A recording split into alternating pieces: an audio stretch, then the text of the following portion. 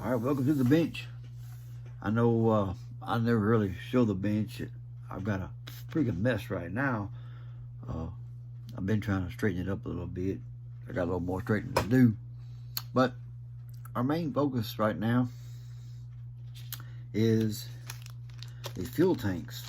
We've been talking about it online a bunch over on my small scale shop.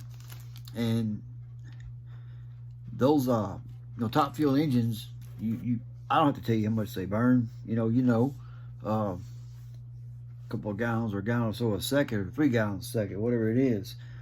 A gallon a second. That's probably what this here turned down to. And I was going to run one tank, and I won't be able to run one tank because the amount of fuel it's going to need to operate. So you can see how small this stuff is. Some of y'all that not used to it or hadn't been around it.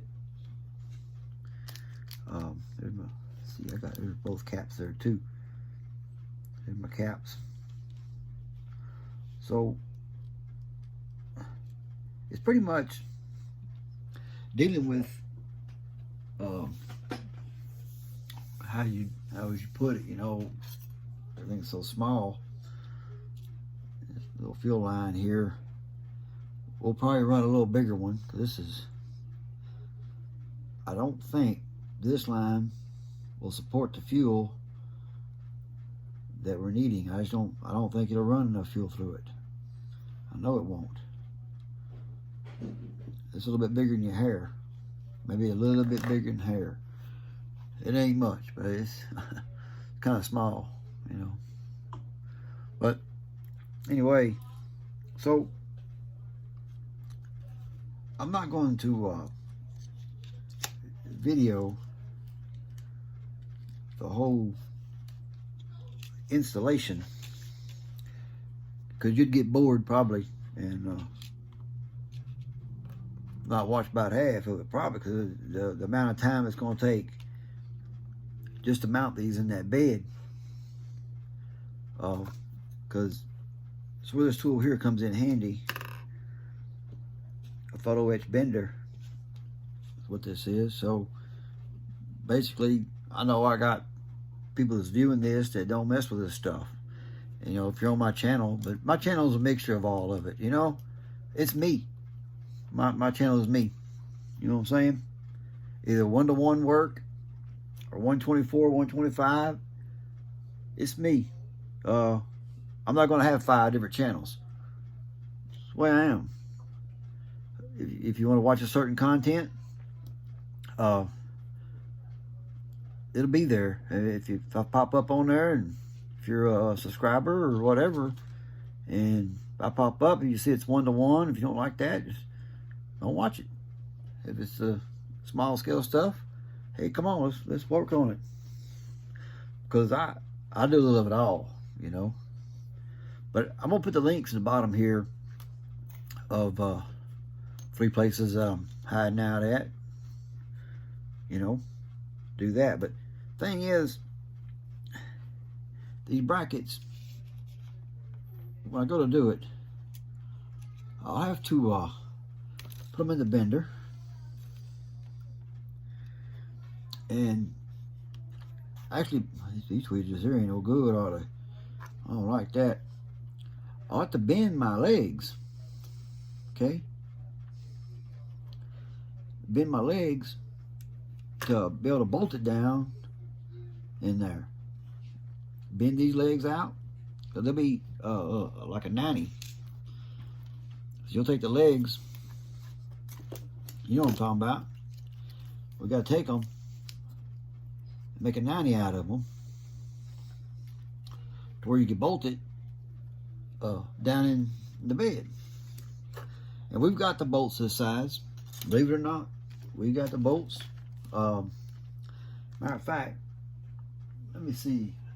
I might have those bolts handy somewhere. If not, I have to look for them. But I've got them. They're in a little container. I had them out the other day because I had to bolt some stuff down.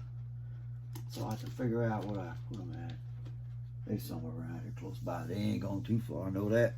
Anyway, so this bed, we got like mount the fuel tanks. We got our top cover built. Then we'll come through the bed, and I gotta weld some plumbing back here to so that the wing will go on the back of it. But anyway, this is what we're up against, and we'll get it in there. And when we do, we'll come back, or I'll take pictures of it and put them on my little page there and show as it progressed, the bending, the mounting, all of it, because I can video it now and time lapse it, but I think you'll still get bored because this takes a minute. You know what I mean? It takes a minute. But that's where we're at. That's where we're on today. Get her done. This blade here is a different type of razor blade. You don't see the grooves cut in it. You know what I'm saying? To put it in a razor blade scraper, because you'll put your piece in there, and you'll take this and push it up. It helps bend that to your bend. But a lot of you model builders know that, but I got other girls that watch my channel that is not familiar with how this operates. But anyway, I just want to update y'all on where I'm at on it. I said I'd do a little video about it, and I'm gonna try to work with it and see how far I can get on it.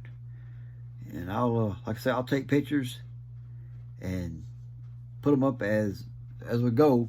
Now the progress pictures, of course, won't be on my bench. They'll be in the shop. You know, I hardly ever do show my bench work, hardly ever, unless there's something that a trick that I do that I hadn't seen that could help my fellow followers. These here, I gotta shape these. It's the manifold is gonna go on it, and I've got to shape them. And I had to go with these here because of where the exhaust ports are. You know, I couldn't use like Chevrolet exhaust or whatever, so I had to get these here.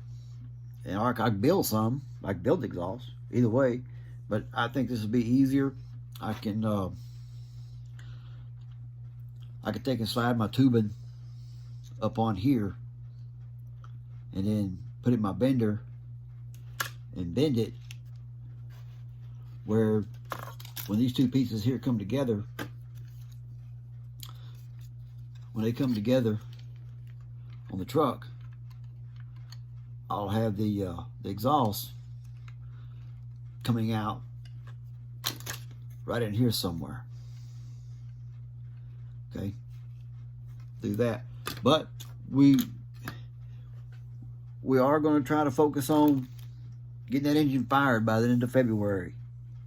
Okay, you go in my other videos and see the engine, the mounting. If you hadn't, check it out.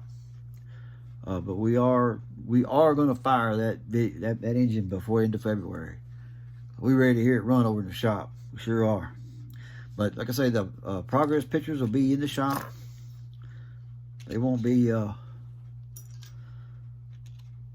the bench. I'll shoot this one, throw it on there, letting the ones that don't get the video or can't see the video see where we're at, and we'll go from there. And let's get these tanks mounted, rock and roll with this thing. We got to get her done. Come on, let's get it rolling. Next update will be soon. Talk to y'all later.